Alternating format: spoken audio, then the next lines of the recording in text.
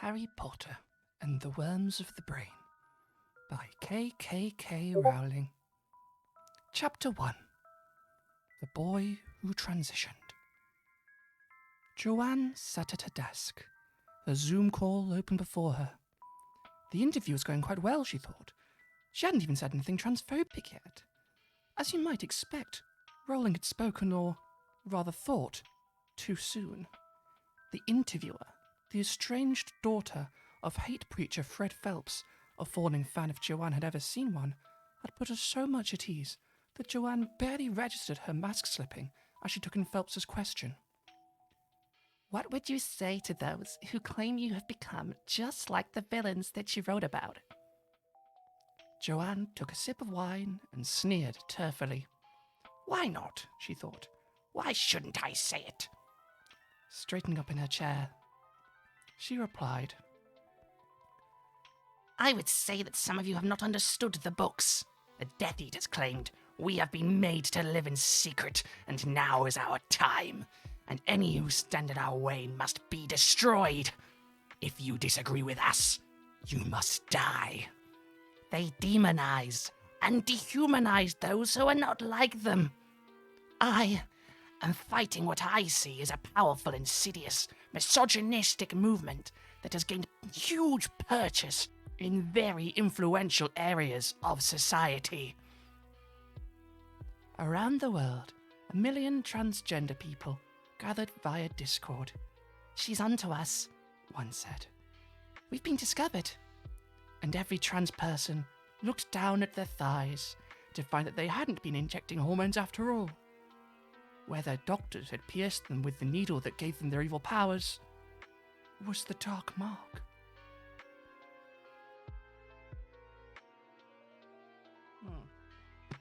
Well, I won't be reading any more of that garbage. Hello everyone, I'm afraid that's the fiction part of the video over. I'm afraid for now, it's just good old-fashioned video essaying for me. British Empire, science and culture correspondent for the Daily Telegraph, the only newspaper that encourages Death Eaters to apply, and boy howdy do we. Oh, you didn't know? Oh, okay, let me get you up to speed. Joanne Coan Rowling, author of the Harry Potter series of books, as well as a bunch of disappointing crime novels, was recently interviewed for some fawning piece of trash about how hard she's done to called The Witch Trials of J.K. Rowling, with all the weird and stupid insinuations that implies, that I'm not going to bother to get into because I don't hate myself that much. And besides, Kayla and Conrad already did an excellent video on this series, which you can check out here. What I will get into is the fact that when interviewed, she explicitly compared transgender people to the Death Eaters, a cadre of villains in the Harry Potter novels who are loyal to Lord Voldemort and his fascist quest to exterminate muggles and enforce wizard supremacy. Obviously, she's got our number here, right? I mean, all trans people have sick tattoos, dress like goths, and spend years in the shadows, but actually no, she doesn't. Like, I don't know any trans people that spent over a decade waiting for a chance to bring back Wizard Hitler. Never mind being part of a fascist paramilitary association that can talk to snakes and likes to terrorize school children. Generally, you see, and I understand why Rowling has missed this. Fascists don't tend to like us. We're what they like to call degenerate. Have you heard that word, Joanne? You're probably going to hear it a lot more now with the company that you're keeping. It's like mudblood, but instead of being a slur invented by you because you wanted Voldemort to say the word but couldn't justify it to your publishers, it's what fascists like to call people that'll be finding themselves swinging from a tree when they win. Sorry, pronouns. I know you hate them too. You get it. I mean, when you win. Because this is proper fascist shit now. I mean, you can see that, right? If you can't, you need to take a look in the mirror, sunshine. Seriously, when the Nazis called people degenerates, they are accusing them of being an illegitimate category of human being. And if you know anything about what the gender critical brigade think trans people are, you might see a through line here. Now, if you're a big time Harry Potter fan, and you're feeling a wee bit defensive, that's okay. I anticipated this. I'm not just going to throw around that term without going into why I think that that's the case. But before I get there, I really feel like we need to go into why the comparison between trans people and Death Eaters really doesn't work. Because the fact that Rowling believed it was a coherent point is important to understanding her worldview, and the hoops she had to jump through to make that connection a connection based on her own work no less, can teach us a couple of things about how she justifies her bigotry to herself. Everyone is the hero of their own story, so the saying goes. But by making us the villains, and Death Eaters no less, she gives herself moral justification to do some pretty horrific things to resolve the narrative tension, the real-life conflict. And you know she can be harsh as fuck to her villains. Remember the ending she gave to Professor Umbridge? Because I really, really wish I didn't. Anyway, to paraphrase Shakespeare, like the pretentious little transsexual that I am, now is the winter of our discontent, made glorious summer by this daughter of Phelps. But that I am a trans, have no newspaper column to pass away the time, and therefore, since I cannot prove a Guardian column, I am determined to prove a villain. First, to get this out of the way, people, when discussing J.K. Rowling, particularly in the UK and in mainstream media in the UK, seem to always want to frame opposition to J.K. Rowling's trans-exterminationist rhetoric as advocating for those who might harass her on Twitter or elsewhere, and that's absolute nonsense, obviously. Much as I believe J.K. Rowling is absolutely making the world a more dangerous place for me and for people like me, I don't advocate harassing or abusing anyone. I say this not just to drive this point home for the people that will no doubt still come for me in the comments for daring to criticise St. Rowling, in a climate of increased murder and legal crackdowns on trans people's very right to exist, no less, but also because the narrative of the interview in which she gave the quotes comparing trans people to Death Eaters makes a point to highlight her concerns for her own safety. I knew that because I could see that they believed that they were living the values I'd espoused in those books. I could tell that they believed they were fighting for underdogs and difference and fairness. And I thought it would be easier not to. I knew that this could be really bad, and it has been bad personally. It has not been fun, and I have been scared at times for my safety and, overwhelmingly, for my family's safety. So obviously, Rowling frames us all as both fighting from the same viewpoint here, but I think this is more of a rhetorical device than anything. Just as she once said that she would march with trans people if our rights are under attack, and when the day came where trans people marched to demand conversion therapy be banned for us as well as cis gay people, she was instead at a lunch with a collection of the most anti-trans women in the UK, getting wine drunk with people that are on record calling for the eradication of trans people from society.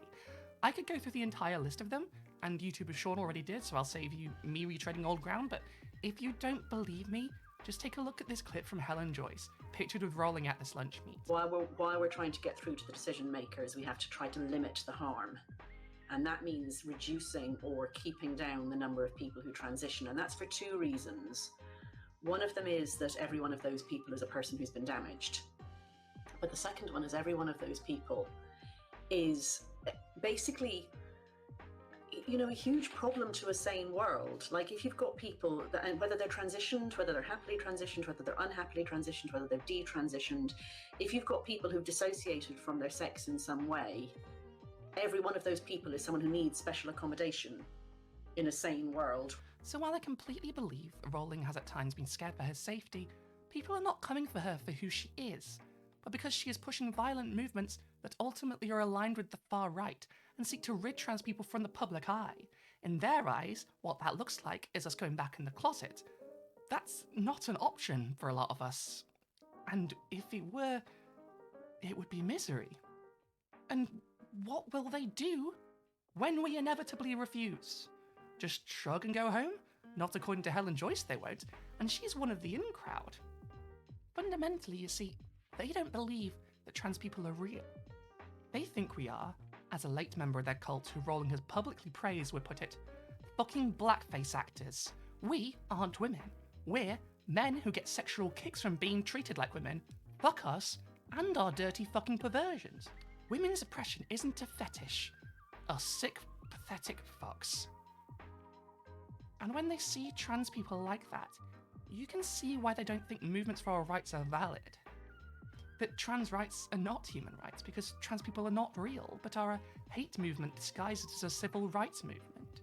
And if you listen to this and know any trans people personally, you'll know instantly that this is complete nonsense, that this is an obvious conspiracy theory as wackadoodle or QAnon or the Flat Earth Society. But it's much more like the former than the latter.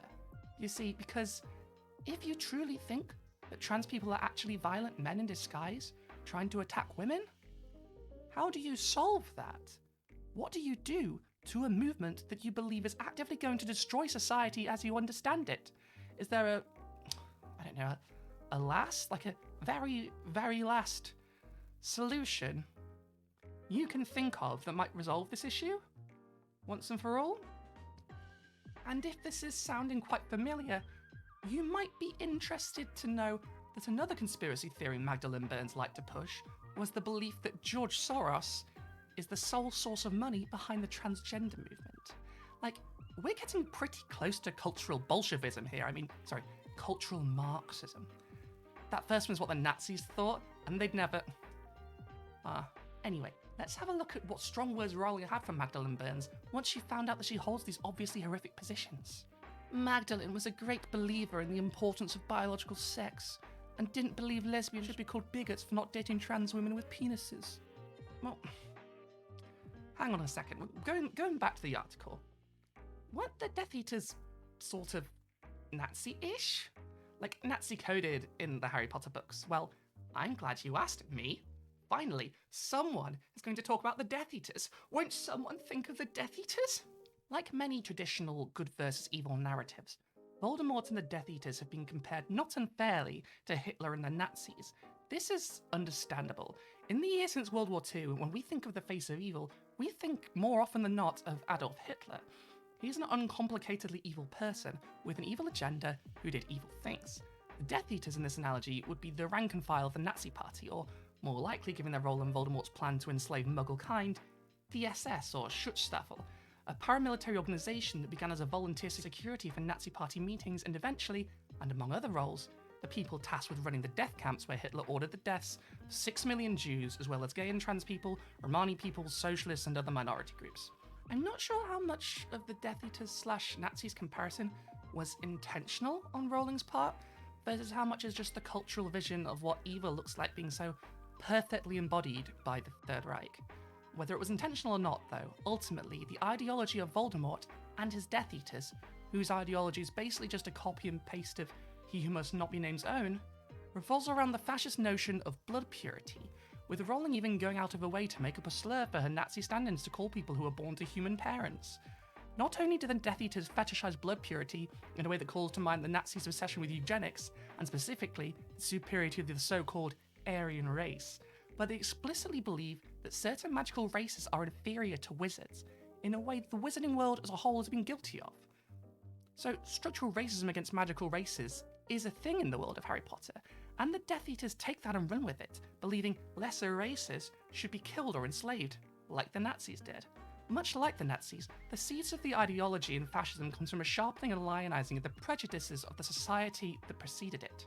Something Dumbledore points out in regards to a fountain in the Ministry of Magic. Halfway down the hall was a fountain. A group of golden statues, larger than life-size, stood in the middle of a circular pool. Tallest of them all was a noble-looking wizard, with his wand pointing straight up in the air. Grouped around him were a beautiful witch, a centaur, a goblin, and a house elf. The last three were all looking adoringly up at the witch and wizard. Glittering jets of water were flying from the ends of the two wands, the point of the centaur's arrow, the tip of the goblin's hat, and each of the house elves' ears, so that the tinkling hiss of falling water was added to the pops and cracks of apparatus and the clatter of footsteps as hundreds of witches and wizards, most of whom were all wearing glum, early morning looks, strode towards a set of golden gates that far into the hall. The fountain we destroyed tonight told a lie. We wizards have mistreated and abused our fellows for too long, and we are now reaping our reward. Albus Dumbledore.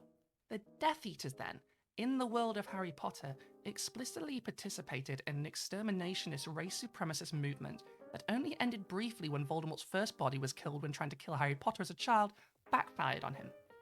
When Rowling talks about the Death Eaters having to live in secret, she's either forgetting how she wrote them or intentionally lying. Far from living in secret, former Death Eaters, after spending years waging a campaign of hate and murder against those they deemed as impure, maintained their positions in high society, unblemished by their past, to the point where they conspired to bring Wizard Hitler back to life, and when they did, they immediately went right back to their fascist campaigning. Lucius Malfoy and Bellatrix Lestrange are explicitly well regarded in high society in the wizarding world, and are essentially the upper class or aristocracy of the place. They are Death Eaters, and they just continue being rich posh assholes when Voldemort's gone, with all the benefits of that for a bit, before going back to being all murdery and explicitly evil later on. Sure, they weren't being open about their ideology during the time between Voldemort's death and return, but that hardly compares to trans people. I don't remember any time in recent history where trans people went around terrorizing people or even just, I don't know, being allowed to be out and proud in public. Before our recent movements have pushed for us to finally be allowed to just fucking live, that is. Unless you count the pushes that we were having towards equality in the 30s in Germany, and we all know how that ended. We weren't the Nazis in that scenario. The Nazis were the Nazis in that scenario. And being trans isn't like being a Death Eater. Like, obviously. You can't just put it away. It's who you are. It's not an ideology. It's a fact of being. But of course, Rowling and her friends don't believe that. When they say gender ideology, that's because they think that transgenderism, and it being an ism is just also part of that framework of thinking, is an ideological belief. It's not who you are, it's a state of mind. So you see why I set that up. Rowling thinks this works as an analogy, precisely because she thinks that trans people are not a minority group fighting for our rights, but a hate movement. In their minds, putting us back into a closet is like asking a nudist to put clothes back on, instead of what it really is, asking us to live a lie, a half-life in many cases, for me certainly, to be ashamed of who we are and bury it deep down, or else what would probably happen to me if I was forced to go back in the closet? Shuffle off this mortal coil.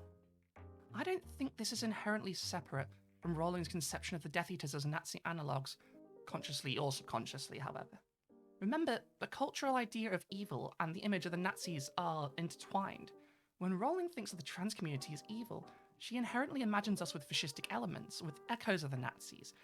And we are evil in her eyes, precisely because we are against the status quo. A status quo that has massively benefited her as a billionaire who lives in a castle, who fought tooth and nail against the only political leader in my lifetime who wanted to change things for the better, even. This is demonstrated in her work, too. The wizarding world does not change as a result of the events of the Harry Potter books, despite Dumbledore's observation that the current order was what allowed Voldemortism to happen. And Harry even becomes a wizard cop at the end, so that he can violently defend this fascist-spawning, slave-owning status quo by sending even the pettiest of criminals to Azkaban. But at least now they won't be tortured like they were before, so that's nice at least. That's like the one thing that changes, is not everyone gets tortured by soul-sucking monsters. The thing is, the current status quo, and the status quo of the world that made J.K. Rowling who she is, made her famous, made her a billionaire, made her a household name, it's not just not ideal for us, it's actively harmful for the trans community, and many other minority groups besides.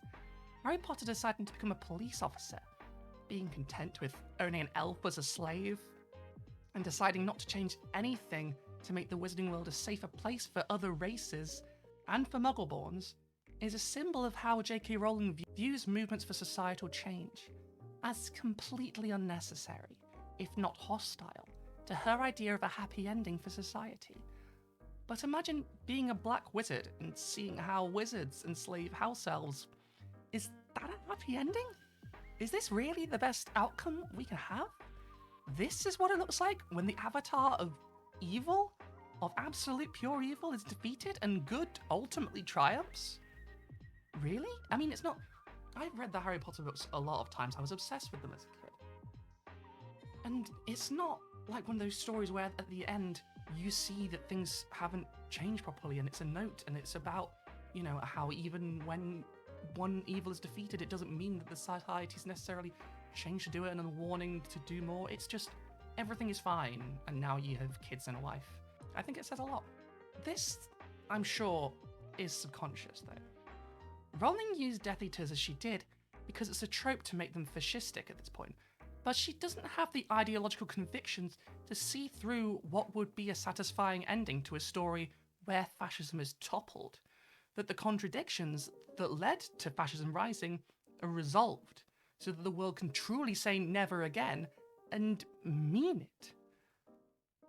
As a writer myself, I actually think this ending is a crime against story structures, hot take, but more deeply in her head it seems, a satisfying end is a return to the status quo. Pre-established hierarchies firmly intact, with only the immediate threat gone. And not even the main character changed, if we're being honest. Harry goes through basically no character development. And guess what trans people are to her right now? We're the immediate threat to the idea that the current status quo, with its structurally enforced sexism and gender roles, can continue unchanged. The status quo that she is personally invested in. In that way, I suppose, if you want to be incredibly reductive, I suppose I can hand it to her. In that we are, in that scenario, I guess, Death Eaters. But that fundamentally misunderstands who trans people are and what we want. Because she understands trans people to be an anti-woman hate group, despite all evidence, and despite the words of anyone who isn't already wearing an adult human female t-shirt. So with that, let's return to the quote where she makes this comparison. I would say that some of you have not understood the books. The Death Eaters claimed, "We have been made to live in secret, and now is our time, and any who stand in our way must be destroyed. If you disagree with us, you must die." They demonized and dehumanized those who were not like them. I am fighting what I see as a powerful, insidious, misogynistic movement that has gained huge purchase in very influential areas of society. Now, if you are normal, this makes absolutely no sense in regards to the trans rights movement. But if you're Rowling, it makes perfect sense. Her idea of trans people is essentially a conspiracy theory, and I would argue, at least from that last sentence, gained huge purchase in very influential areas of society? Sounds pretty similar to some of the ways Nazis used to talk about us, and about other groups that they hated. We can't, after all, forget Magdalene Burns' endorsement of the anti-Semitic conspiracy theory that George Soros is responsible for the current transgender movement. With that in place, it starts to sound a lot like Rowling has got our places mixed up. In this analogy, any who stand in our way must be destroyed? Does that sound more like the words of trans people begging to be allowed medical care? To be able to live in dignity? To not be murdered in the street? Or the words of Helen Joyce, personal friend of J.K. Rowling? While we're trying to get through to the decision makers, we have to try to limit the harm. And that means reducing or keeping down the number of people who transition. And that's for two reasons. One of them is that every one of those people is a person who's been damaged. But the second one is every one of those people is basically, you know, a huge problem to a sane world. Like if you've got people that, and whether they're transitioned, whether they're happily transitioned, whether they're unhappily transitioned, whether they're detransitioned, if you've got people who've dissociated from their sex in some way, every one of those people is someone who needs special accommodation in a sane world. And as far as demonizing and dehumanizing those who aren't like them, well, I think all of these transphobes are human. Unfortunately, that's part of what being human is. Being flawed. On the other hand, here are, in Rowling's words, brave young feminist Magdalene Burns' words on trans people. Fucking blackface actors. You aren't women. You're men who get sexual kicks for being treated like women. Fuck you and your dirty fucking perversions. Our oppression isn't a fetish, you pathetic sick fuck. You see, it's easy to make comparisons between the villains of a story that are just an avatar for evil in general as we know it today, and whatever enemies you perceive as trying to tear down your way of life. But if you actually join the dots, actually look into the rhetoric of the different parties, you can quite easily see which group are the Death Eaters, the fascist analogue, and which group are the, what do you call the enemies of the fascist analogue? The anti-fascists? Thanks for watching. Hey, thank you for watching this video. If you enjoyed this, why not give this video a like, leave a comment, hit that subscribe button, and share it with your friends. And if you really liked it, you can help me not starve by dropping me a one-time donation on Coffee or signing up to my Patreon for just £1 a month.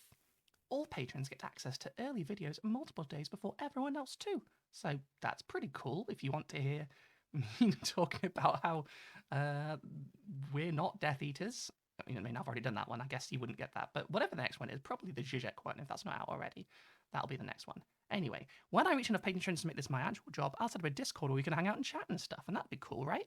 I think you're pretty cool. As you can tell, I like hanging out in the comments after these anyway. I like talking to all you guys. Like, I genuinely quite like the community we're building. So That'd be nice. Anyway, you also get a shout out at the end of each video, just like Joey Cobalt, Scarjan, Nerania, Lara Van Loon, Howard Lott, and Anne Bachera, and new patron, just the day I'm recording this, Jay Peterson. Thank you, Jay Peterson. All right, see you all on the next one.